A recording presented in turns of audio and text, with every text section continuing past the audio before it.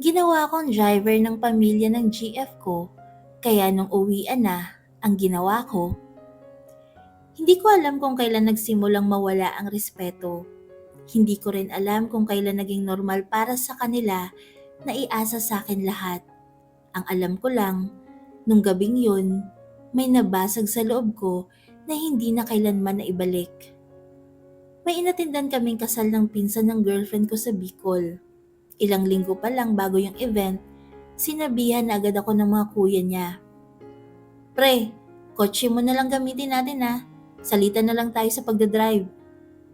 Tumango lang ako kasi syempre gusto kong makatulong. Gusto kong maging mabuting boyfriend.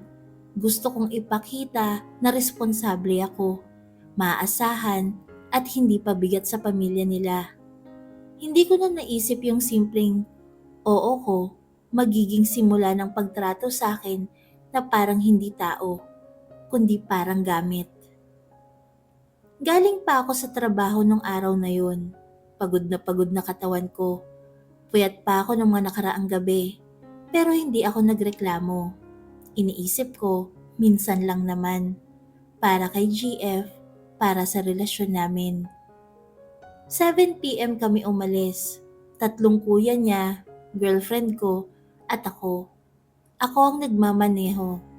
Tahimik pa sa umpisa, may mga tawanan, may mga kwentuhan tungkol sa kasal, tungkol sa entourage, sa mga susuotin nila. Lahat sila excited. Ako, tahimik lang. Focus sa kalsada, focus sa pagmamaneho. Habang tumatagal, unti-unting bumibigat yung talukap ng mata ko. Yung tipo ng antok na kahit ilang beses kang kumurap, parang gusto nang magsara ng kusa ang mga mata mo. Pero tuloy lang ako. Iniisip ko, malayo pa, hindi pwedeng magkamali. Buhay naming lahat ang hawak ko. After ilang oras, ramdam ko na talaga na hindi na safe. Nanginginig ng kamay ko sa manibela. Parang nagiging malabo ng paningin ko. Kaya nagdesisyon akong huminto sa isang gas station. Guys, stop muna tayo. Antok na ako. Magpapalit muna sana kami sa pag-drive. Tahimik. Walang sumagot agad. Bumaba ako, bumili ng kape, tsaka konting pagkain. Pagbalik ko, ginising ko yung isang kuya niya na nakahiga sa likod. Kuya, palit muna tayo. Hindi na talaga kaya ng mata ko. Bigla siyang nagalit. Bakit ka huminto? Kailangan natin makarating ng 8 a.m. ah. Baka malate tayo sa call time. Parang ako pa yung may kasalanan. Parang ako pa yung pabaya. Hindi nila naisip na kung hindi ako huminto, baka mas malala pang mangyari. Kuya, antok na kasi ako. Mas delikado kung ipipilit ko. Palitan na lang tayo para tuloy-tuloy. Walang sumagot. Yung isa pang kuya niya, nagkunwaring tulog. Yung isa, nakatutok sa cellphone. Yung girlfriend ko, tahimik lang. Hindi ako ipinagtanggol. Hindi niya sinabi, oo nga, delikado na, magpalitan na kayo. Wala. Doon ko unang naramdaman yung bigat sa dibdib ko. Yung pakiramdam na mag-isa ka kahit maraming tao sa paligid mo. Walang gustong mag-drive. Sa huli ako pa rin ang bumalik sa Manibela. Umidlip lang ako ng mga 10 minuto sa parking. 10 minuto, yun na daw ang pahinga ko. 10 minutong tulog para sa ilang oras pang biyahe. Pagmulat ko ng mata, bumalik ako sa upuan ng driver. Tahimik, walang nagpasalamat. Walang nagsabing, salamat pasensya na. Umandar ulit ang kotse. Umandar ulit ang responsibilidad ko na hindi ko naman hiniling. Habang nagmamaneho, ang dami kong iniisip. Ganito ba talaga? Normal ba to sa relasyon? Hanggang saan ba dapat ang pagtitiis? Pero pinili kong manahimik kasi mahal ko yung girlfriend ko. Kasi ayokong magmukhang reklamo ng reklamo. Kasi ayokong masabing maarte. Dumating kami sa Bicol ng sakto sa oras, 8 a.m. Call time. Lahat sila fresh, excited, nag-aayos na ng mga damit nila. Ako, para akong zombie. Nanginginig pang katawan ko sa antok. Gusto ko na lang humiga kahit sa sahig. Sa sobrang pagod ko, hindi na ako naka-attend ng kasal. Hindi na ako sumama. Naglakad ako mag-isa palabas ng venue at naghanap ng murang hotel. Kahit ano, basta may kama, basta makakatulog lang ako. Pagpasok ko sa kwarto, hindi na ako nag-alis ng sapatos. Humiga lang ako at doon ko naramdaman yung lungkot. Hindi dahil pagod ako, kundi dahil pakiramdam ko wala man lang nakaisip sa akin. Walang nagtanong kung okay lang ba ako, walang nagsabing salamat sa paghatid, walang nagsabing pahinga ka muna, babalikan ka namin.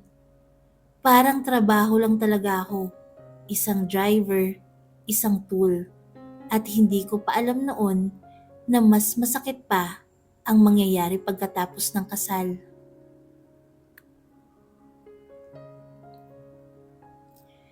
Pagbagsak ko sa kama ng murang hotel na nakuha ko malapit sa venue, parang may bumitaw sa buong katawan ko. Yung tipo ng pagod na hindi lang sa laman, kundi sa isip at puso. Parang ilang araw akong nakipaglaban sa antok, sa responsibilidad at sa katahimikan ng pagiging hindi pinapansin. Hindi ko na nga nahubad yung sapatos ko. Hindi ko na naisip kung marumi ba ang kama o kumpleto ba ang gamit sa kwarto. Ang importante lang, may hihigaan ako. May lugar akong pwedeng isuko ang katawan ko kahit ilang oras lang. Bago tuluyang pumikit ang mata ko, chinek ko pa yung cellphone ko. May mga message sa group chat nila tungkol sa kasal. About sa suot nila, about sa picture na kukunin, about sa mga bisita. Wala man lang kahit isang mensahe na, okay ka lang ba? Salamat sa pag-drive. Magpahinga ka na muna. Wala. Parang hindi ako kasama sa biyahe. Parang hindi ako parte ng dahilan kung bakit sila nakarating doon ng buhay at on time. Nakatulog ako ng mahimbing. Yung klase ng tulog na parang binayaran ng ilang oras ng puyat. Pero kahit tulog ang katawan ko, parang gising ang utak ko. Panay balik ng isip ko sa nangyari sa biyahe. Yung galit sa boses ng kuya niya, yung katahimikan ng girlfriend ko, yung pakiramdam na ako lang nag-iisang nag-aalala sa kaligtasan naming lahat. Nagising ako bandang hapon, maliwanag na ang labas, tahimik ang paligid, parang ibang mundo kumpara sa ingay at excitement ng kasal. Umupo ako sa kama at doon ko naramdam yung bigat sa batok, sa balikat, sa likod. Yung klase ng pagod na hindi mawawala sa isang tulog lang. Chinek ko ulit ang phone ko. May message si GF. Nasaan ka na? Tapos na ceremony. Picture taking na. Yun lang. Walang kamusta. Walang pasensya na pagod ako. Parang obligasyon ko pang nandun ako kahit halos hindi na ako makadilat kanina. Sinagot ko siya. Nasa hotel ako. Sobrang pagod ko. Hindi na talaga kinaya. Matagal bago siya nag-reply. Sayang naman, kailangan ka sana dito. Napatigil ako. Kailangan? Para saan? Para magbuhat ng gamit? Para maghintay? Para maging extra lang ulit? Hindi na ako sumagot. Pinatay ko munang data. Gusto kong maranasan kahit ilang oras lang na hindi ako kailangan. Na hindi ako hinahanap para sa pakinabang. Lumabas ako saglit. Bumili ng tubig at konting pagkain. Habang naglalakad ako sa kalsada ng Bicol, may kakaibang gaan sa hangin. Tahimik, simple, walang naguutos. Walang nagmamadali sa akin. Walang nagagalit dahil huminto ako. Doon ko unang naramdaman yung idea na ganito palang pakiramdam kapag iniisip mo rin ang sarili mo.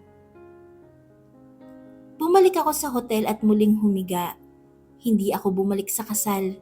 Hindi dahil ayaw ko, kundi dahil pakiramdam ko, wala naman talagang mawawala kung wala ako doon. Hindi nila ako hinahanap bilang tao. Hinahanap lang nila ako bilang driver. Bandang gabi nag-on ulit ako ng data.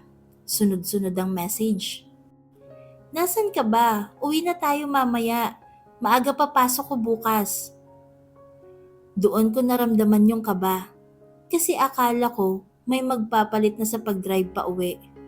Akala ko after lahat ng ginawa ko, maiintindihan na nila na hindi ko na kaya. Pero base sa tono ng mga message, malinaw. Ako pa rin. Sinagot ko si GF. Akala ko ba salitan tayo sa driving? Pagod na talaga ako. Ang reply niya, pagod din naman sila. Lahat kami napagod sa event. Ikaw nga natulog lang. Parang may sumuntok sa sikmura ko. Natulog lang. Parang kasalanan ko pa ang magpahinga. Parang hindi valid ang pagod ko. Parang wala akong karapatang mapagod kasi hindi ako kasali sa entourage. Hindi nila nakita na yung tulog ko ay kapalit ng ilang oras na pakikipaglaban sa antok habang buhay naming lahat ang hawak ko sa manibela. Maya-maya dumating na sila sa hotel. Maingay, pagod, nagreklamo. Pero ang una nilang ginawa, hindi magtanong kung okay lang ako. Ang una nilang ginawa, simulan ng ligpitin ang mga gamit ko. Gising na, uwi na tayo. Bilisan mo, gabi na. May pasok pa bukas. Para akong bisita sa sarili kong pahinga.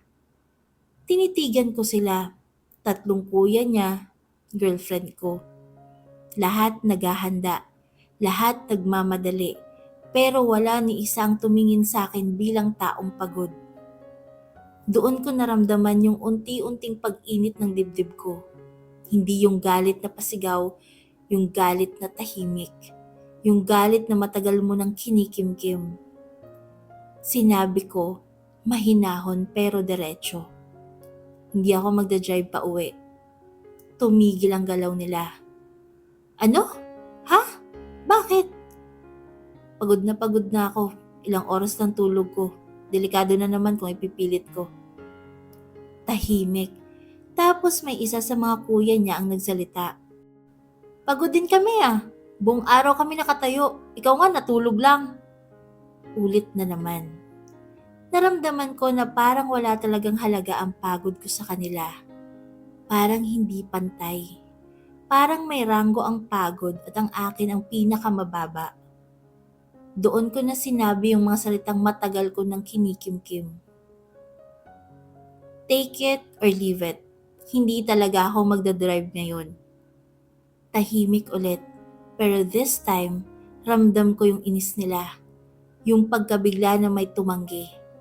Na yung driver nila biglang naging tao. Wala silang nasabi agad. Wala ring nag-offer na sila na ang magmamaneho.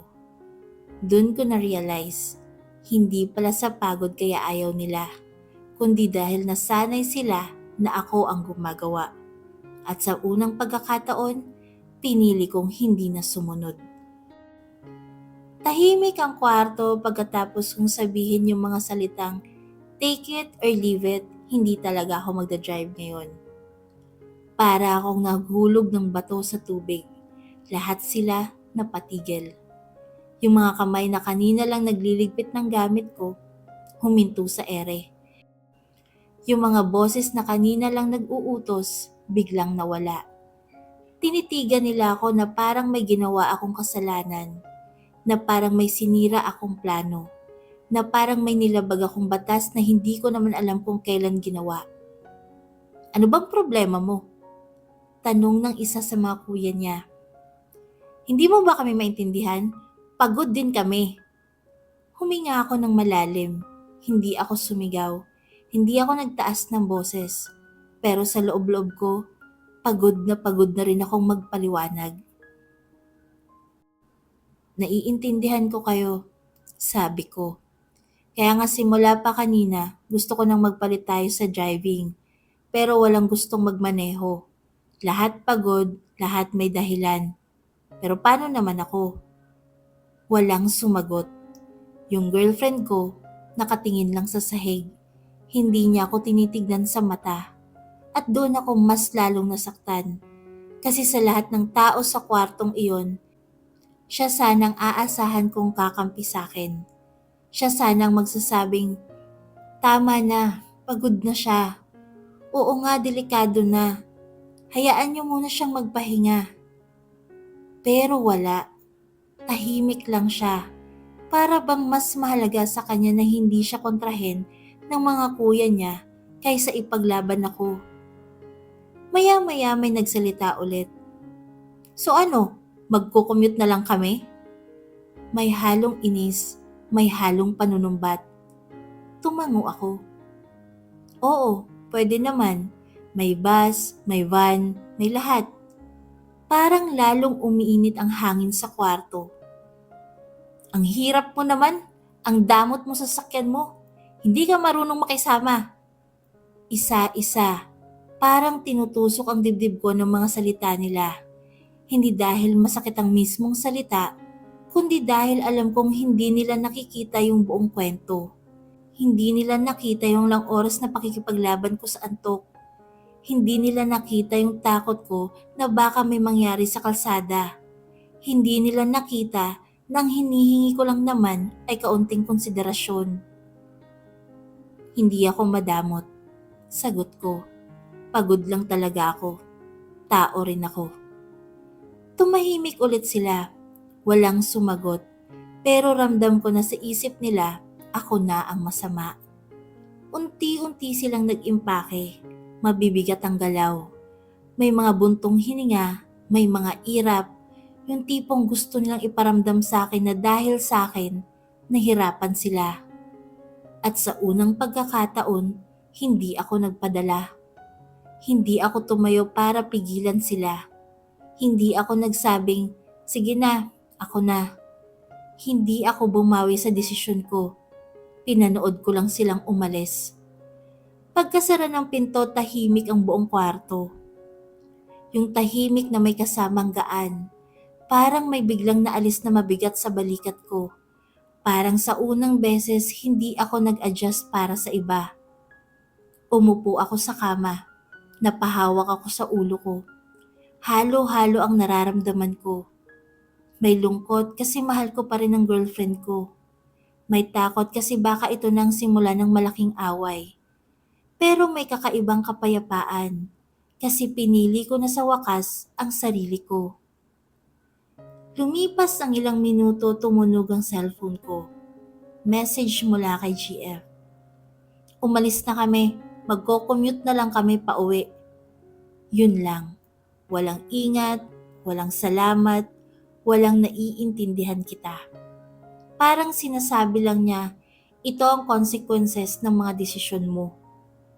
Binasa ko ulit ang message. Hindi ako nag-reply agad. Tumingin ako sa labas ng bintana. May mga ilaw ng kalsada, may mga taong naglalakad, may mga tricycle na dumadaan. Normal ang mundo. Hindi huminto dahil sa desisyon ko. At doon ko na-realize. Minsan, akala natin kapag pinili natin ang sarili natin, guguho ang lahat. Pero kadalasan, tayo lang pala ang natatakot. Ang mundo, tuloy lang. Lumabas ako ng hotel. Naglakad-lakad ako sa paligid. Bumili ako ng street food. Umupo ako sa isang maliit na tindahan. Kumain ako ng mabagal. Walang nagmamadali sa akin. Walang naguutos. Walang nagsasabing kailangan kong gawin ito o iyon. Simpleng sandali, pero napakalaking bagay sa pakiramdam ko. Parang unti-unti kong naaalala kung sino ako bago ako naging driver. Bago ako naging laging available. Bago ako naging laging oo. Pagbalik ko sa hotel, humiga ulit ako. Pero ibang klase na ang pahinga. Hindi lang katawan na nagpapahinga, pati isip. Maya-maya may pumasok ulit na message. Ang hirap ng biyahe. Ang tagal ng hintayan sa terminal. Pagod na kami. Binasa ko lang. Hindi ko alam kung maaawa ba ako o masasaktan. Kasi sa unang pagkakataon, naramdaman nila kung ano ang nararamdaman ng hindi inaasikaso. Yung maghintay, yung mapagod, yung hindi priority. Gusto kong mag-reply ng mahaba. Gusto kong ipaliwanag lahat. Pero pagod na akong magpaliwanag sa mga taong ayaw makinig. Kaya simple lang ang sinabi ko, ingat kayo. At doon natapos ang usapan. Kinagabihan bago ako matulog na paisip ako. Kung ganito pala ang trato sa akin kapag hindi ako nakapagbigay, kung ganito pala kabilis ako magiging masama kapag tumanggi ako, ano ba talagang halaga ko sa relasyon na to? Hindi ko pa alam ang sagot noon, pero unti-unti ko nang nararamdaman na may mali at hindi ako ang mali.